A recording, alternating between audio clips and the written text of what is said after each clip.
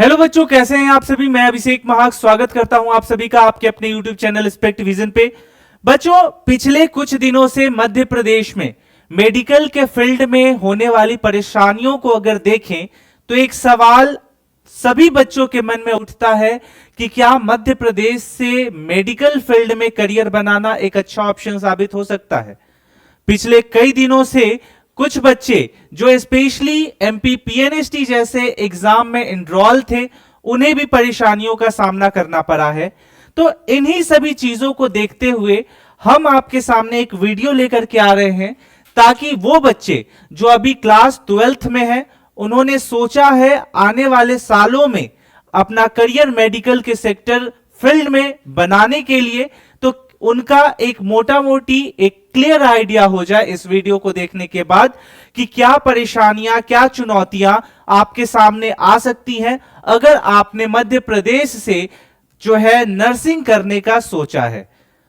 यूं तो आपके पास बहुत सारा विकल्प है, आप चाहो तो सीयूईटी के माध्यम से भी नर्सिंग के फील्ड में एंट्रेंस कर सकते हो, लेकिन ये चीज भी आप इग्नोर नहीं कर सकते कि मध्य प्रदेश से अगर आप नर्सिंग करते हो तो जॉब अपॉर्चुनिटी आपकी अधिक हो जाती है। तो चलिए इन्हीं सब चीजों पे आज हम चर्चा करेंगे और हर एक छोटे बड़े पॉइंट को आपके सामने जो है वो प्रेजेंट करने वाले हैं।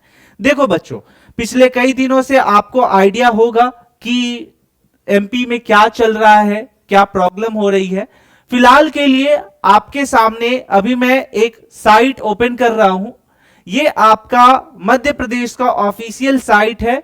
यहां आप चाहे नर्सिंग की पढ़ाई कर रहे हो, चाहे पैरामेडिकल की पढ़ाई कर रहे हो, चाहे वो एमएससी हो, हर एक एग्जाम से रिलेटेड नोटिफिकेशन आपको मिलेगा।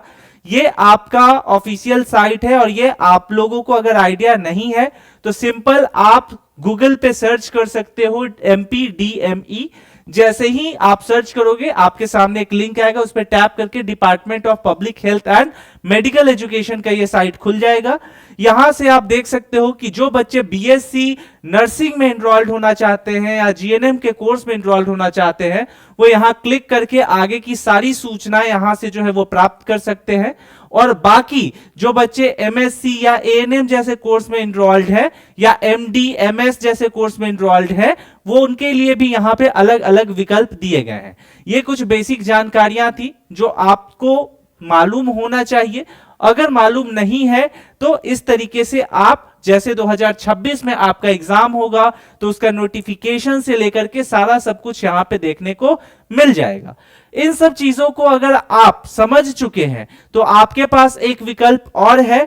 सबसे पहले यहीं पे आपका एक रूल बुक करके यहां पे सारा जो है ना ये इंफॉर्मेशन शेयर कर सकते हैं आप और अच्छे से इस चीज को समझ सकते हैं। आप बोलोगे कि सर इसमें कुछ नया चीज तो है नहीं, ये तो हमको पहले से पता है। तो अब आते हैं टू द पॉइंट पे, जो कि हमारा थंबनेल था।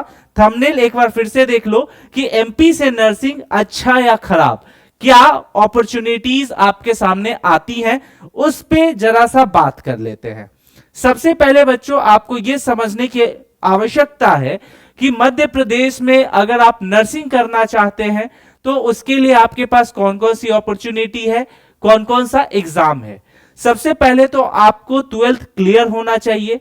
जब आप 12वीं का एग्जाम दे देंगे तब आप आगे जो है अपना करियर इस फील्ड में चुन सकते हैं।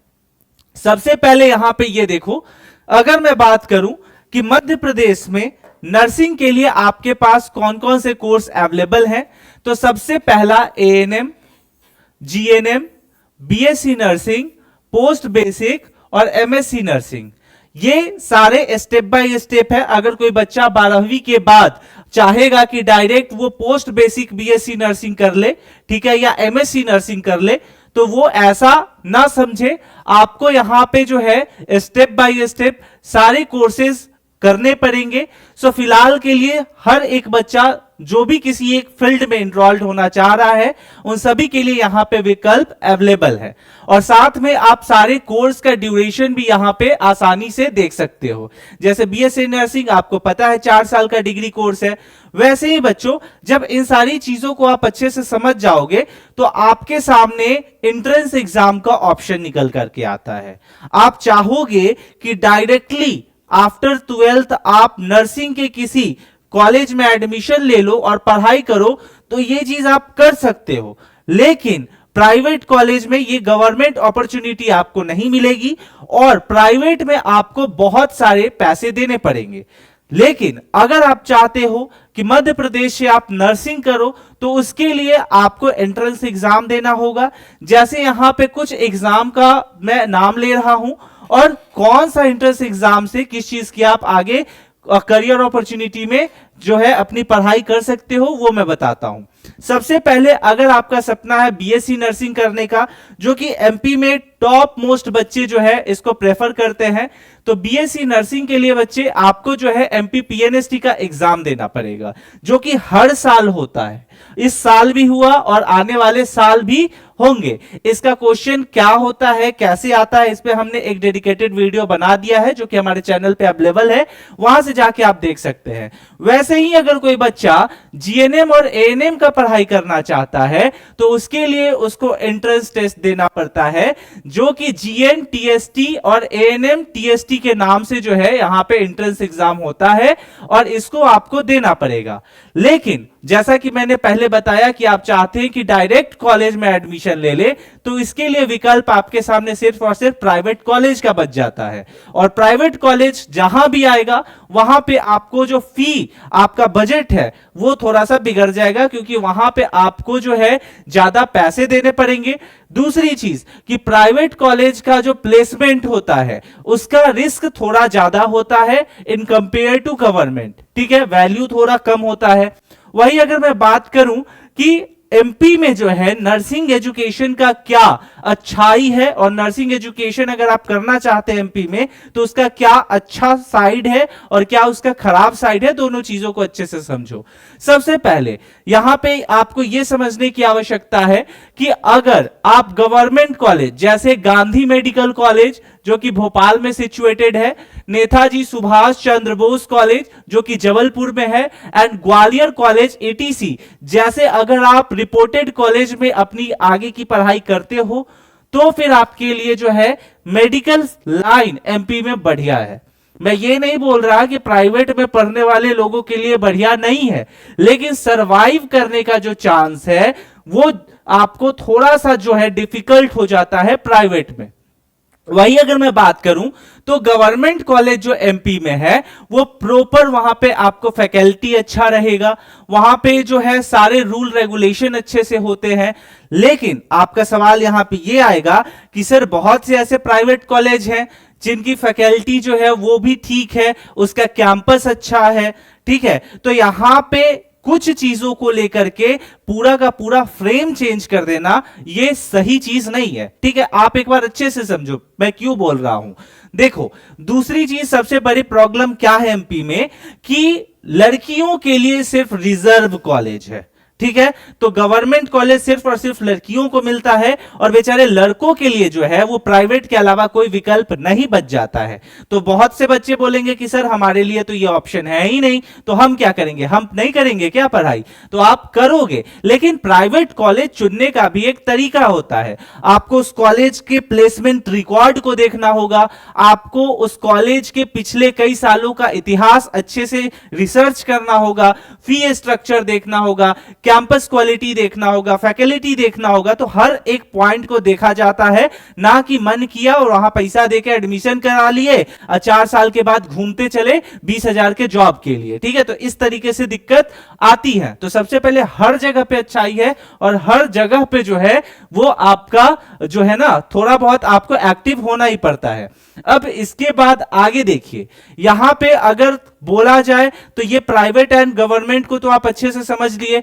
अब सवाल आता है कि करियर अपॉर्चुनिटी क्या है। तो सबसे पहली चीज कि जो भी गवर्नमेंट कॉलेज होते हैं उसमें आपको पता है कि जब आपकी पढ़ाई हो जाती है तो एक बेसिक सा नॉलेज टेस्ट होता है और आफ्टर ऑल उसके बाद आपको जो है एक बॉन्ड साइन करना पड़ता है और बॉन्ड साइन करके वहां पे आपकी पढ़ाई जो है वो तो होती ही है, साथ में आपको एक जॉब भी मिलता है जिसका ड्यूरेशन 6 से 7 साल तक होता है और तब तक आपके पास इतना एक्सपीरियंस हो जाता है। ठीक है, देन यही अगर मैं बात करूं तो गवर्नमेंट सेक्टर में क्या क्या ऑप्शन हो जाते हैं, तो यहां पे आप देख सकते हो कि गवर्नमेंट सेक्टर में आपके पास हेल्थ डिपार्टमेंट जैसे CHO, nursing officers, AIIMS Bhopal, central government hospital, Indian railway, army nursing, ESIC hospital जैसे में अपॉर्चुनिटी मिलती है और वहीं पे आपकी सैलरी 35 से 70 हजार के लगभग देखने को मिलती है।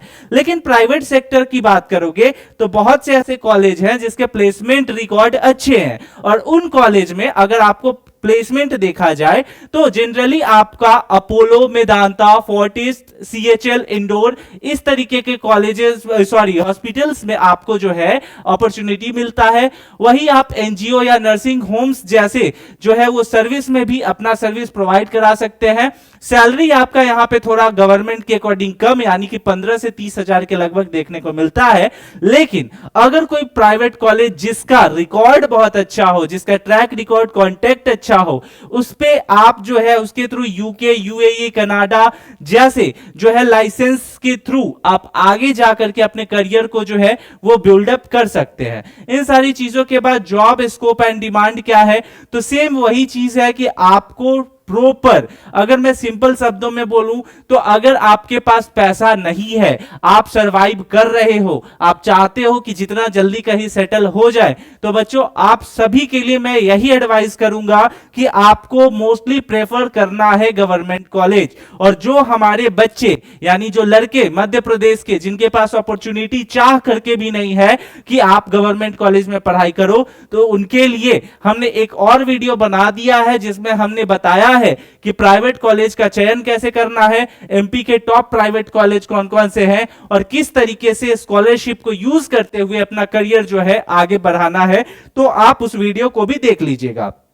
बच्चों लगभग इसमें आपको इन्हीं सभी चीजों को ध्यान में रखना है। अगर मैं बात करूं तो अगर गवर्नमेंट कॉलेज से आप पढ़ते हैं तो गवर्नमेंट में 20 से 50 हजार के लगभग, वही प्राइवेट में 80 से 2.5 लाख प्लस लग सकता है, इससे कम तो नहीं लगेगा। लेकिन अगर स्कॉलरशिप की बात करें तो स्कॉलरशिप यहां पे आपको देखने को मिलता है जो एमपी में एग्जिस्ट करता है। एक है आपका एमपी गवर्नमेंट स्कॉलरशिप, दूसरा है national nursing scholarship scheme and तीसरा है फ्लोरेंस नाइटिंगेल स्कॉलरशिप।